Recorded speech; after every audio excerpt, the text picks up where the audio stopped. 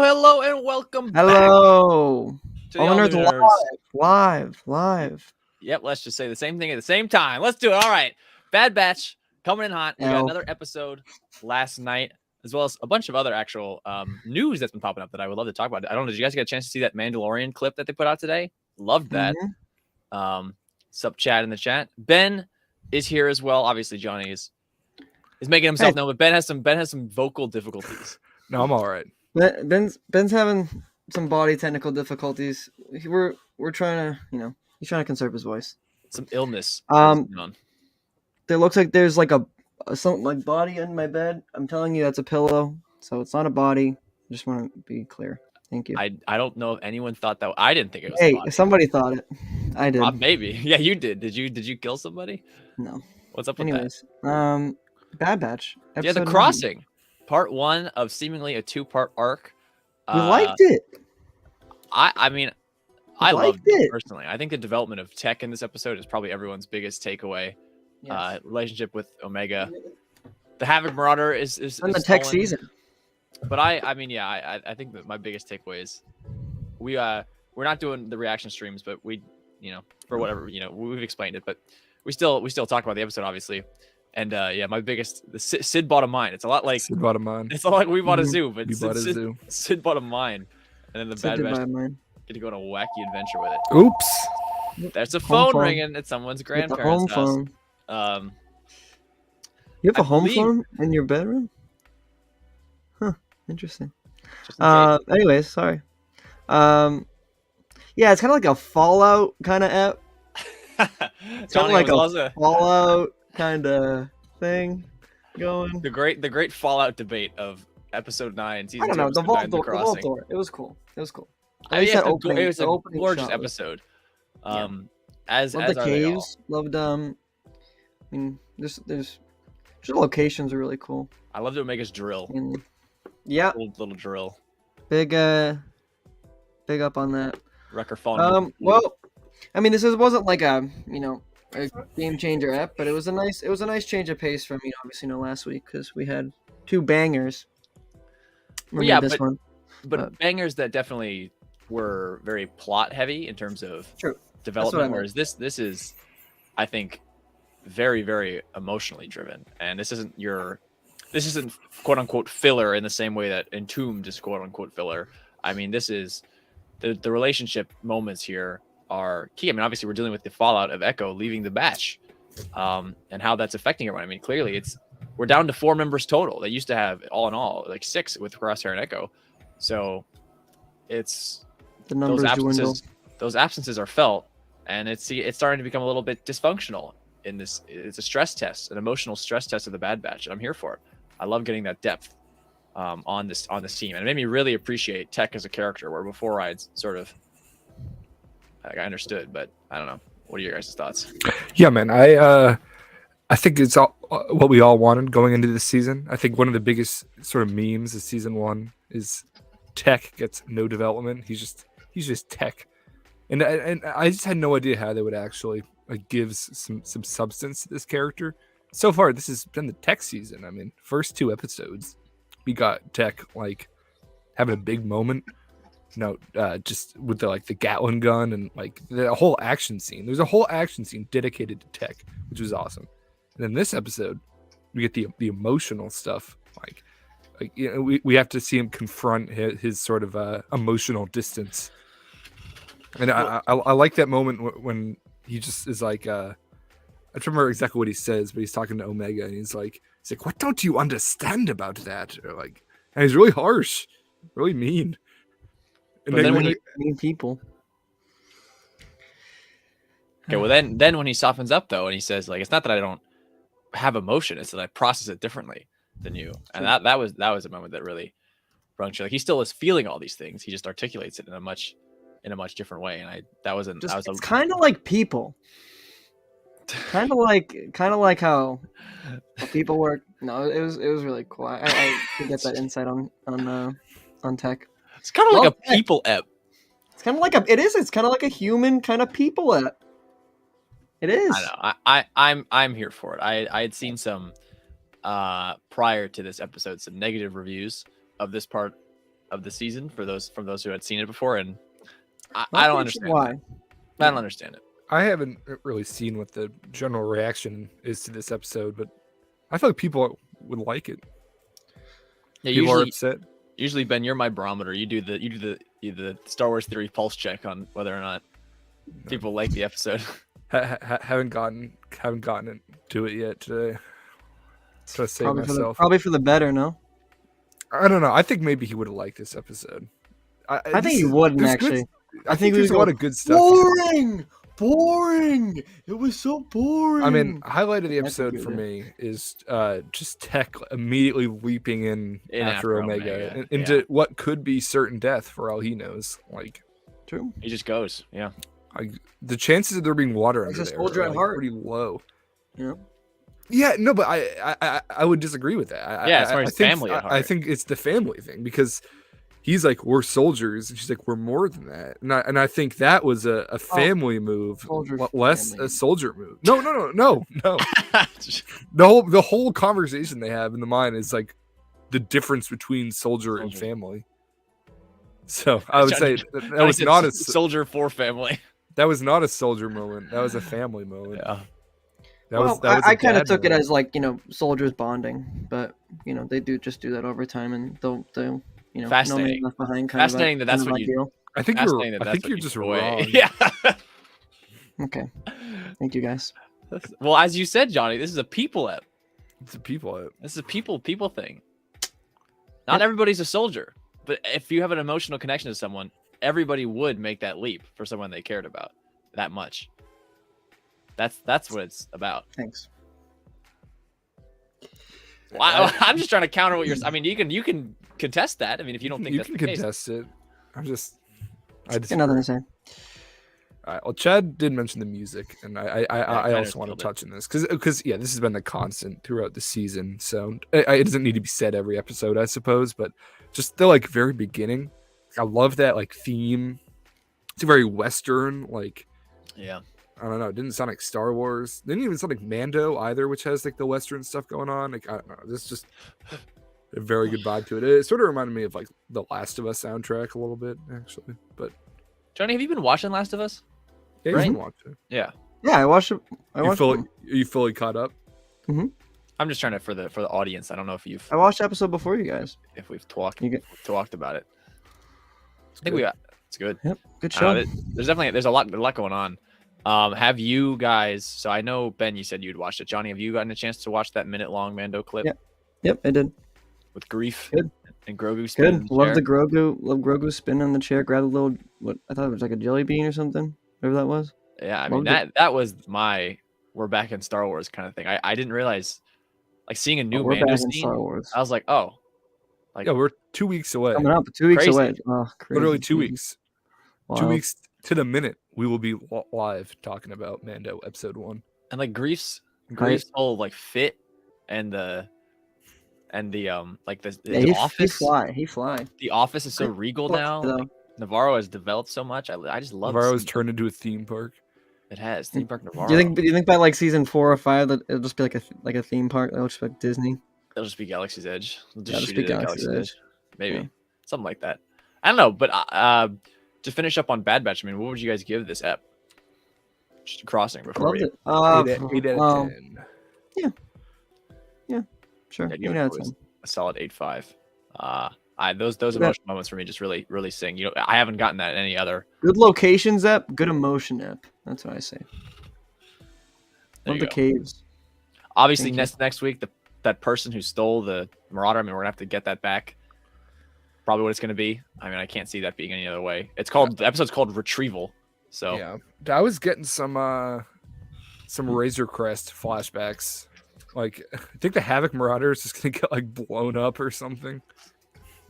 Do you think they would do that? I don't know. All I'm saying is that in the past they have not been scared to just destroy the main character's ship. Do you think there's going to be a season 2 curse where every second season someone's? I don't know. I'm saying in terms of sort of importance and iconic, how iconic it is. The Razor Crest definitely trumped the Havoc Marauder. Oh, for sure. I mean, so if the Razor Crest can just get blasted like that, so can the Havoc Marauder.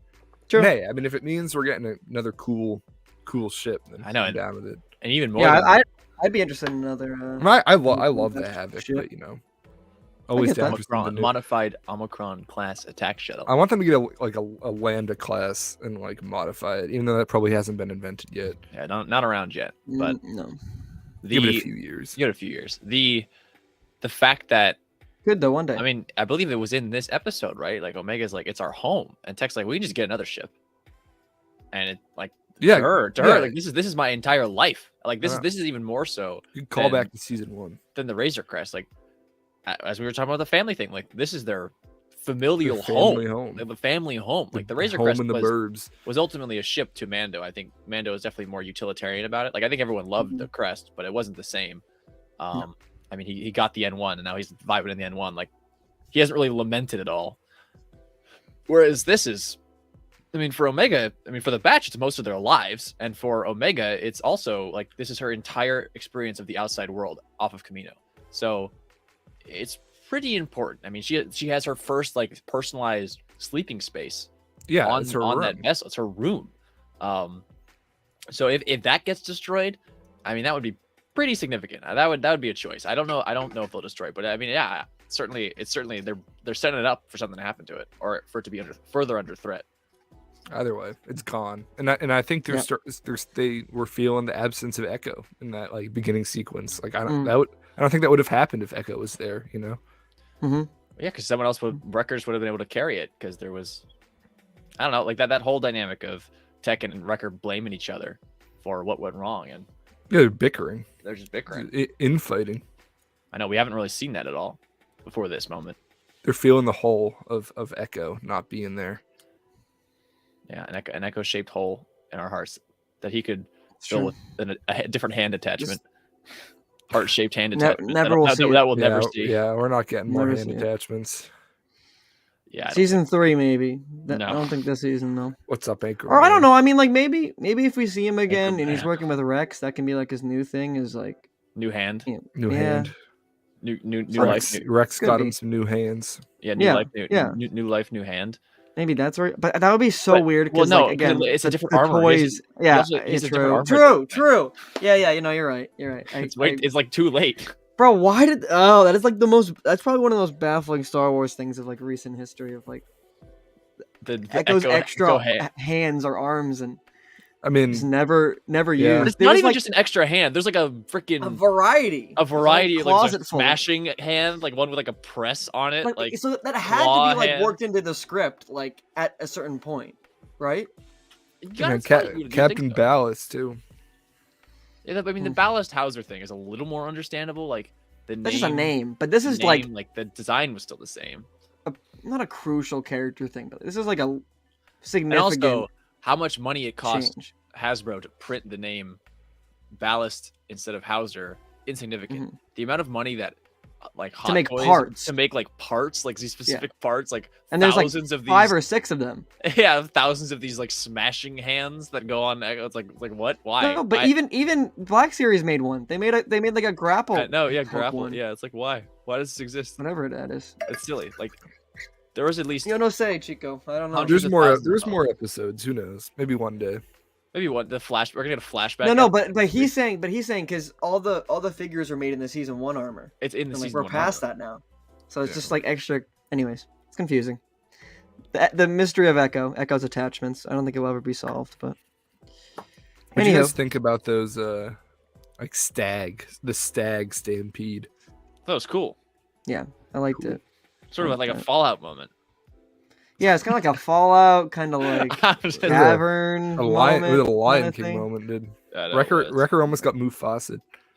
Now here is a complete aside. Chad's into this Echo mystery. Here's a complete aside. Very clunky segue, but I wanted to bring this up just for Ben. That today it was announced that there's going to be a new in-universe reference book called Secrets of the Wookiees, all about Wookiees. About Wookiee lore. In this in-universe book, fans will discover the unique culture of the Wookiee planet Kashyyyk and be introduced to fascinating tales about the galaxy's most famed Wookiees. It's gonna be my birthday gift to Ben. Yeah, I mean, I'll get that probably. It's probably a whole Gungi chapter. It comes with like an 11x7 poster, as well as like booklets, A Wookiee poster? You guys Wait, we gotta show this. You guys are gonna see the Wookiee. No, it's not. It's not. No. I mean, it's not. There's no pictures. It just got announced today. It's like it's not even. No, but no photos. Is what I'm saying. No photo. It's the title is not, or the cover not final yet. So you guys are gonna see the Wookiee poster back there, and just thought I'd bring up a few months. Secrets of the Wookiees, big Star Wars moment. Mm. But yeah, I mean, as you both mentioned before, we are less than 2 weeks to the day. Mando season 2 or 3 rather will have already been out. So we gotta we gotta get talking about it. I gotta mentally prepare. Like the Empire. Like, we haven't talked about the Empire magazine covers at all, or that's true. All the stuff that John talked about in that, which he completely supported and completely regurgitated my point word for word. Everything I argued about Book of Boba Fett, and I went, yes. I went, thank you, Jon Favreau. I don't know if you guys saw that, but I felt so vindicated in that moment. I love the cover with Mando and Bo. It's freaking, and Grogu. I mean, you definitely don't have to like it. You can definitely disagree with it, but the fact that the logic was correct, I was like, yes. I mean, I think it was explained. I don't think there's any debating that. I mean, I just don't think it was done well. It's not my favorite. It wasn't. I'm gonna pull up the Empire magazine if that's okay. Well, okay, never mind. I mean, even I know. I mean, do you want to talk about Bad Batch more? I didn't think. No. Well, even in that clip of Mando today, like in the 1 minute that we got, or like 40 seconds or whatever, half of the dialogue was Mando being like, "Yeah, he left. He wanted to come back though. We're together again." I like how Grief called Grogu like a critter. It felt very season 1. He's like, "How'd you get to little critter?" I don't know, critter. Not what Grief sounds like, but yeah, I don't know how to do a Grief voice, dude. Mando. Yeah, it's not so bad. I don't know. I have a sore throat. R2D2. I can't do any impressions right now. Nope. See, that would if this were. I just want to show this cover because I think Dylan deleted that. I'll be quick. He deleted it a lot. Well, love this cover. I mean, we can just keep it up because we can scroll through this. I mean, there's separate articles. I'll have to click around, but this one's the John. I love that Dave. I love that Dave Filoni cover. It's so silly. Look at his face. Like Dave the goat. Light skin stare. I think it looks true, like, dude. It looks like a meme. It looks like a joke because I have never once seen him in. Oh my god, these freaking ads, dude! Like when we were at Celebration, that dude was constantly smiling. Like he never has a serious. Like John he does photo shoots. He's an actor, or whatever. Like Dave does not do this. Like clearly the photographer was like, "All right, try to look serious." I gotta let me find the whole like suite of like the. Like that's not what he looks like. Like he just doesn't look that way ever. It's so funny. I love that. One second. It's a funny gallery here of photos. All the. Let me see if I can find them. Yeah, I can just click here. I mean, like look at every other photo he's in. He's like he's just like grinning ear to ear. This one, but like that this one of John. That's like look. I mean, everything else. This is old. This is like that's forever ago. That's like even then he's a little like smirk. Yeah, but even in that he's like no, but come on. No, that's what I'm saying. You're giving a light skin stare, dude. No, there's one. Where's the one where it's like them in the? Okay, yeah, this is another one of them. Yeah, this one. What the hell, dude? The stance, I'm like, there's no way David ever organically. Kind of both of them have a weird stance. Dude, Filoni got no drip. No, I think. Are you kidding me? I love it. I think it's. No drip. Is that what you just said? No drip. See, this is what he looks like. Just like passively, like even just talking, he's got a smile.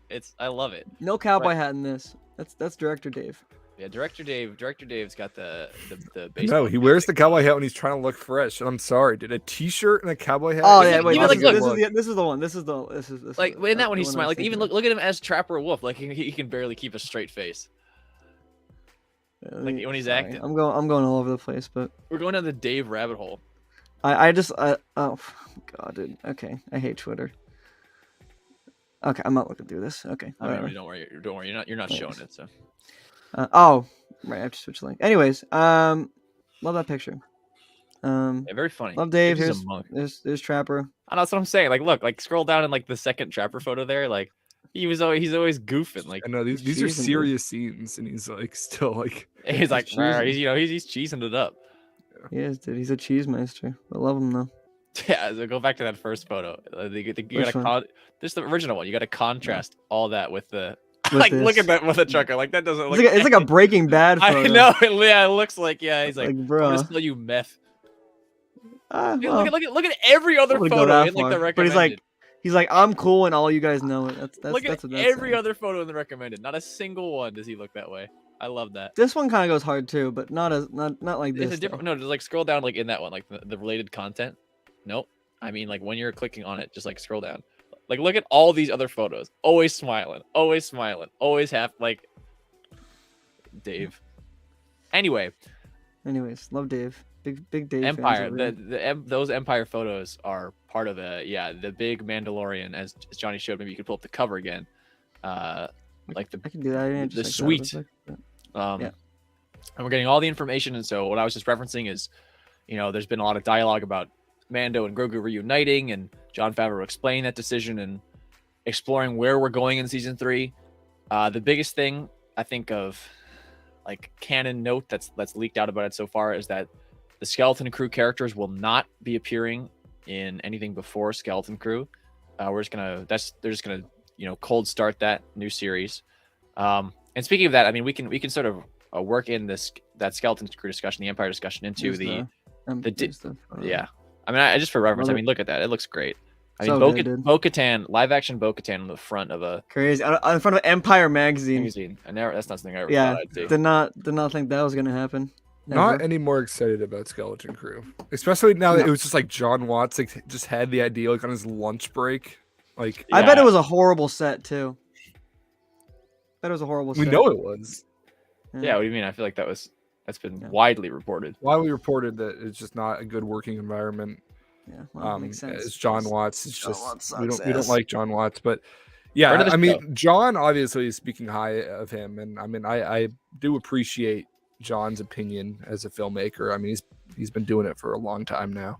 Well, all of those reports always stressed that no matter how poor the working conditions may have been on a day-to-day, it wouldn't affect the product. End product, which is I appreciate that. But however, for the crew's sake, I wish that wasn't the case. Yeah, but I'm just talking more about the part and or Dave or John talks about the like inception of this project, and just John was just on his lunch break on Spider-Man and was like, "Hey man, I got this idea about like kids like in space." It's John Hughes. And John's like, it's like John Hughes but in Star Wars. Okay. And then other John is like, "Okay, like let's just give you a show, man." Like that's not even like that out of the realm of like maybe like that actually might be true. Yeah, that's what he said. That's exactly how it went. Yeah. Live recreation. Oh, I'm kind of thinking like a John Hughes kind of like, but Star Wars kind of thing. Yeah, well, I mean, obviously Favreau liked it enough to be like, "You're getting a show." So I don't. Well, you never know what happened. And according to we Empire, do know what happened, John. Yeah. Did you read it? Like I like. Yeah, the story is told. The story is told.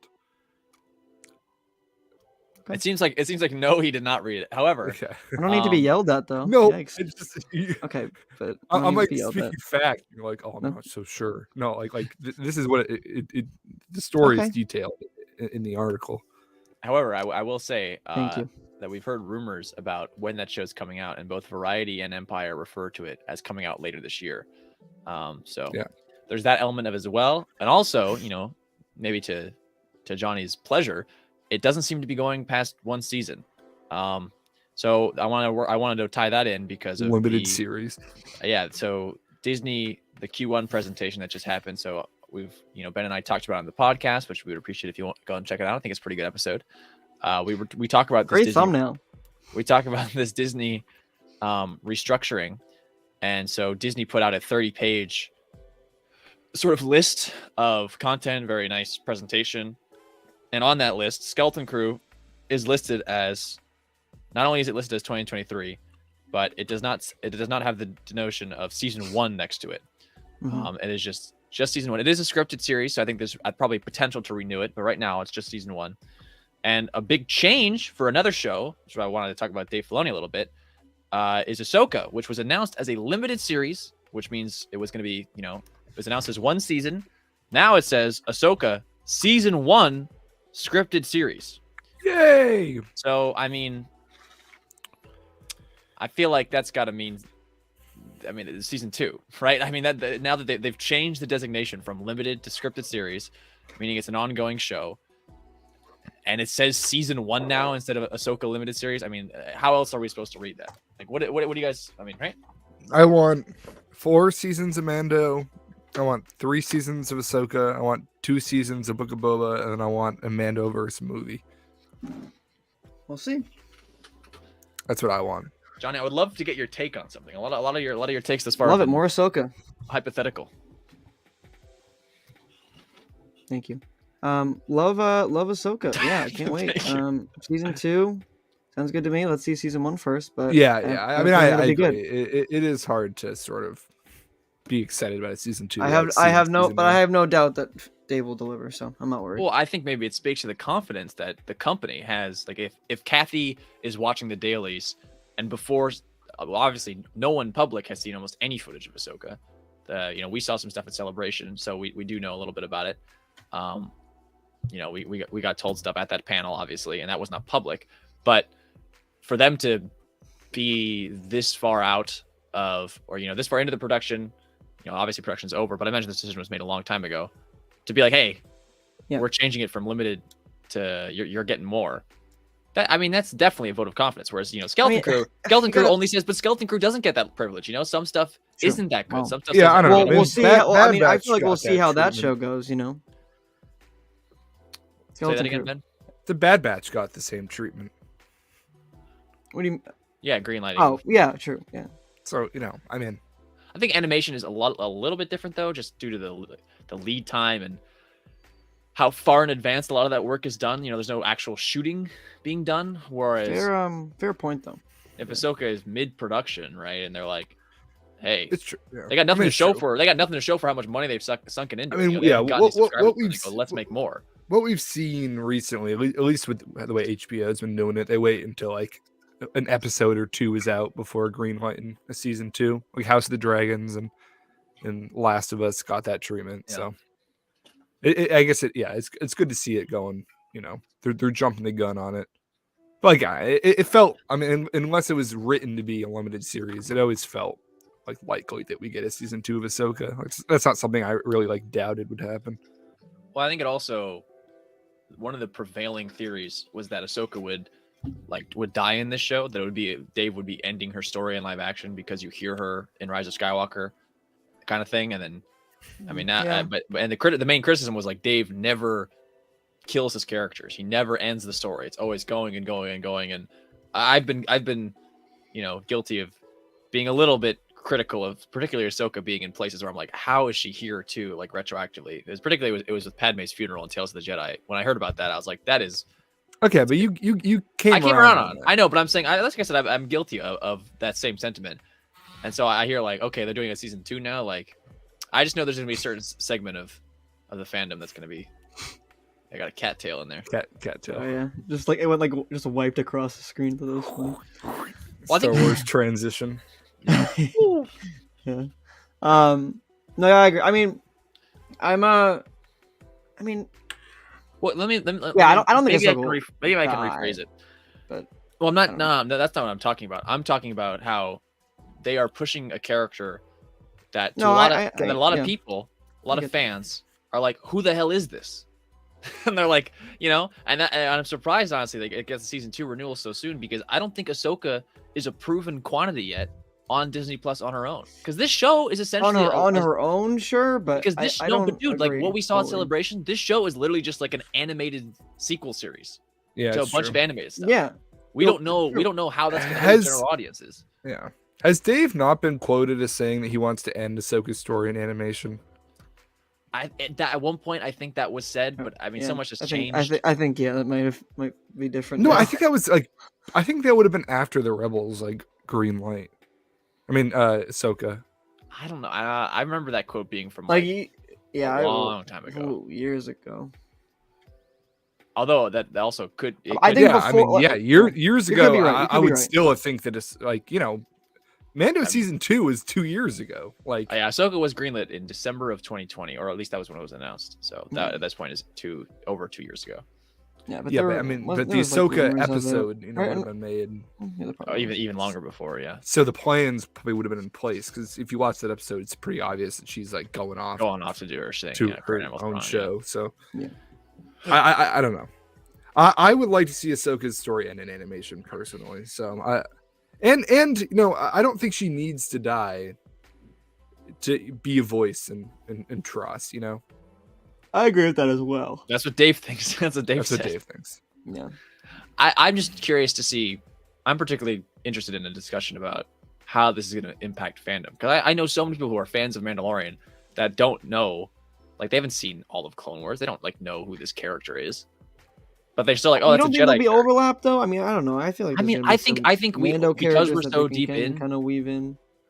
No, but it's different. I think we are so deep in to fandom that of course we know Clone Wars, of course we know this stuff, but to the majority of the tens of millions of people who watch Disney Plus and watch Mandalorian, I mean, Grogu is everywhere. That part of even just cultural fandom is way beyond people who have seen Clone Wars. And so, I mean, Book of Boba Fett, characters iconic of Boba Fett had half the numbers as Mandalorian. It's true. How is Ahsoka going to perform? Where it's just not already, as well as Mando. I know. I'm just throwing it out there. Yeah, it will not perform as well as Mando. I'm curious to see, because this is the real Ahsoka is actually. I feel it'll perform better than Boba, but I don't know if that's true. I don't know if that's true, because Ahsoka is the real first test of these animated properties being just, hey, we're not gonna do the homework for you. Here's this thing that has 100 hours, 100 hours of you got to understand what the hell's going on here to really properly get this. We're just putting it out, and we spent tens of millions of dollars on it. Yeah. We're already. Boba is definitely that's going to draw a lot of attention to people. Just Boba Fett, Ahsoka doesn't have that. I feel like Ahsoka does have a name though. I don't know. I think you guys don't. Yeah, but not more than Boba Fett. I don't I'm talking just the casual probably on the older end of things, the 30 to 40 demographic, where it's just I remember Boba Fett from the from the original movies. Do you I'll think, watch Johnny, a show with him. That after do you think, Johnny, that after Mandalorian, more general audiences know Ahsoka as this character, but do you think they know that she's Anakin's Padawan? No, I don't. They haven't explicitly even said that in live action yet. Yeah, I don't think they even make that connection.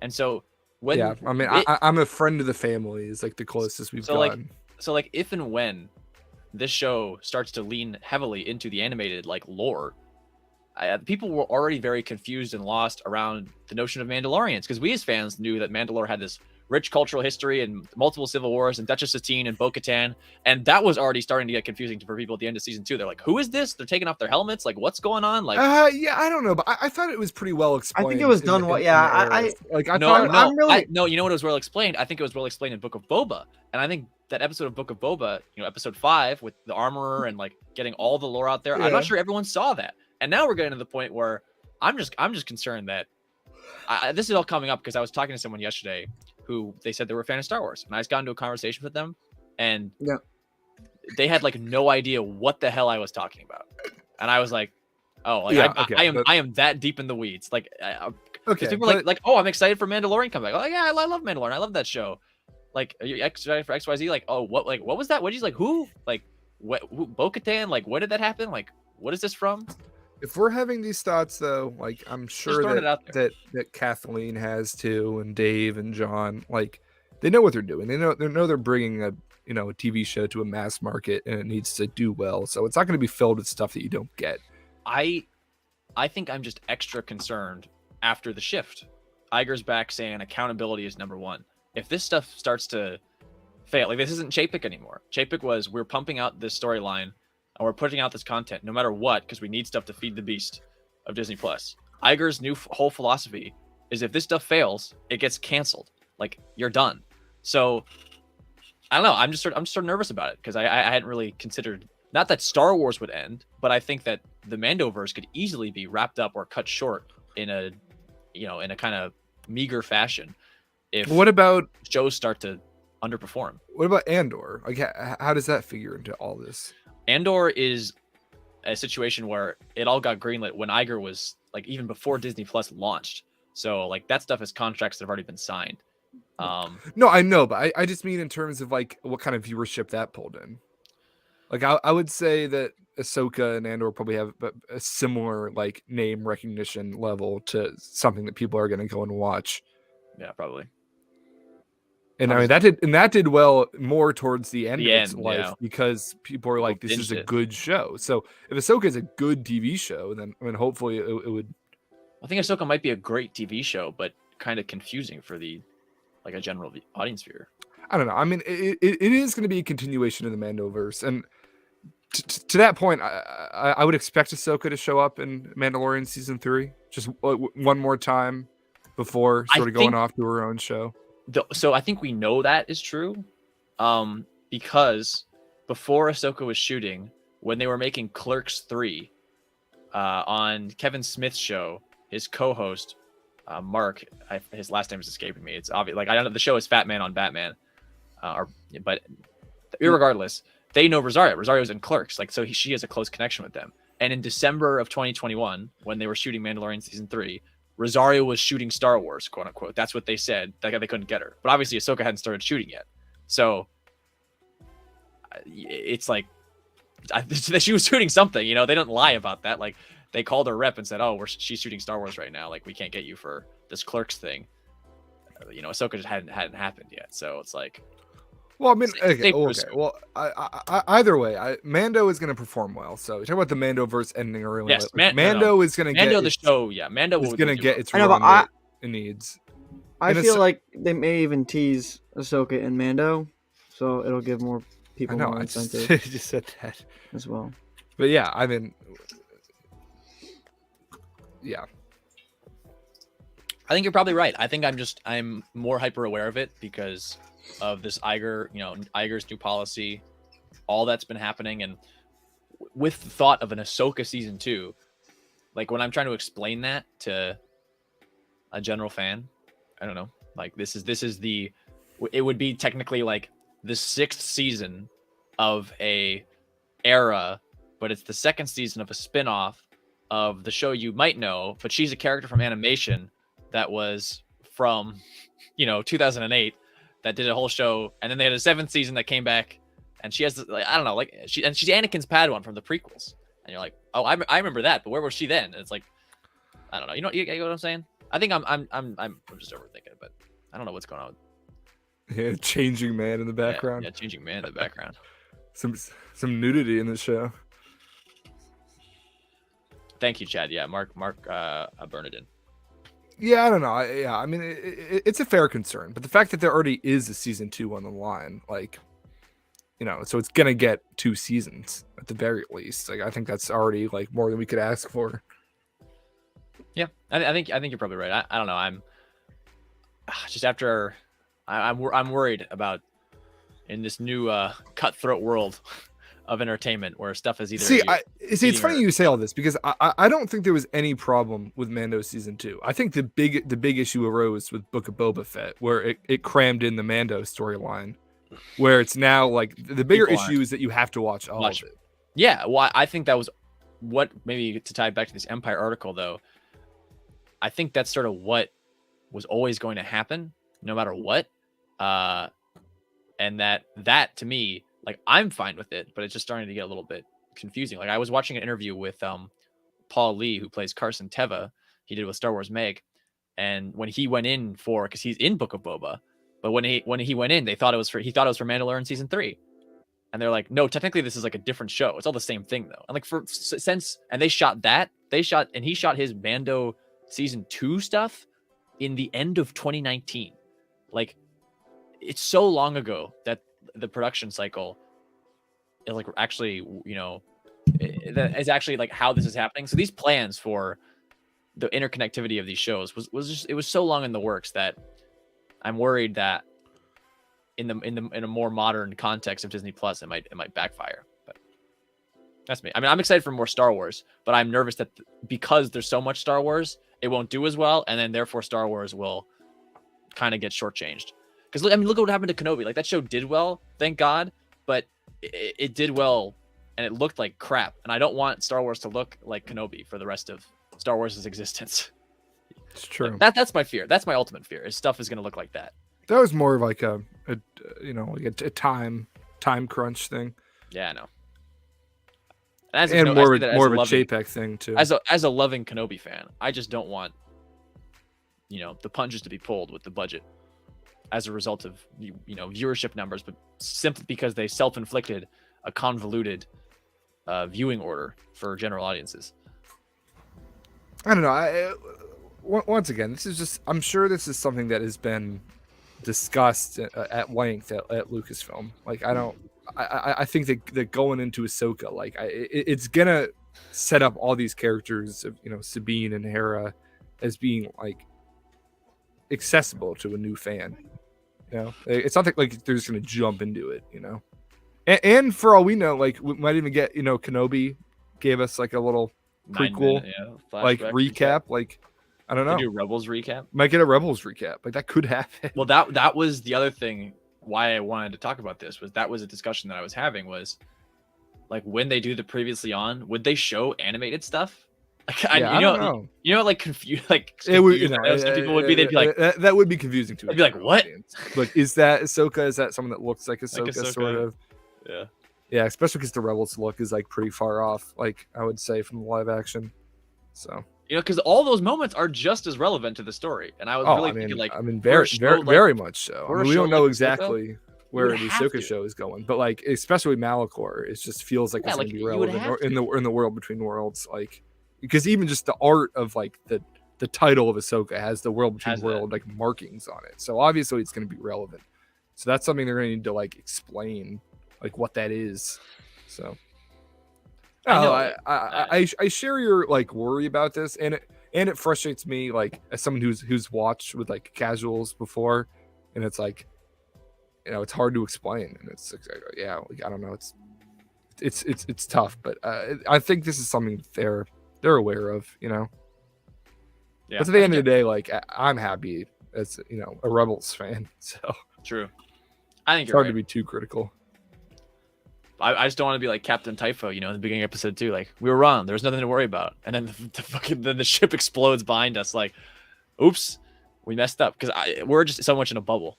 Because I can't, like, I could have talked the last 30 minutes that we've been talking about this purely about how excited I am for Ahsoka season 2 and all the story potential and whatever and all that. But I just know that this is pretty niche. I think just to address this issue, I really think that Mando season 3 is going to lead into Ahsoka like pretty heavily, and like, and even be like, the story is going to be continued in Ahsoka. Like, so you, like, all the Mando fans like watching this, like, go and watch Ahsoka. Season 3, you're absolutely right. I'm just bringing it up hypothetically, but season 3 is the make or break point, because season 3 not only will have the burden of like keeping people on who didn't watch Boba to be like, hey, like, there's this other show. And I noticed, actually, this speaks to this. Today, I was on Disney Plus, and they have a Mandalorian playlist, and the playlist ends with episodes 5, 6, and 7 of Book of Boba Fett. Like, that's like, they're in the playlist.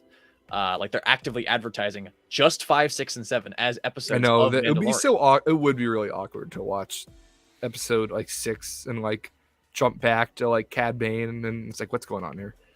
Yeah. So I don't know. I just think it's interesting that now they're starting to market it as that, and that like Mando 3 will have the burden of not only setting up that there's going to be more stuff in different shows, but that, hey, if you missed this Book of Boba thing, it was important, but we got to include the information somehow, and they're going to weave it in, and I don't know. It's interesting. Also in that, speaking of weaving stuff in, thoughts. I want to hear your thoughts on this. In the Paul interview, Star Wars Meg asked him, do you think John and Dave are going to address the absence of Cara Dune? And he was like, yeah. And I was like, oh, I wonder what that's going to be like. I mean, what I've been saying from the beginning, I think it's just going to be like a line, like, she's off world. There's so many worlds, though. I don't know. I see people freaking out about this, and I still just feel as though she is absolutely non-essential to the story. Like, I don't see how her character benefits the arcs of any other character at this point in time. Like, I don't know. I don't think we need her. Fair. There are other characters that you could pull out that I would be like, that's gonna sort of like mess with things. Not Cara. I think Cara is good. So I think all they need is like, yeah, she's off world. Off-world doing something. Or they're gonna deep fake her.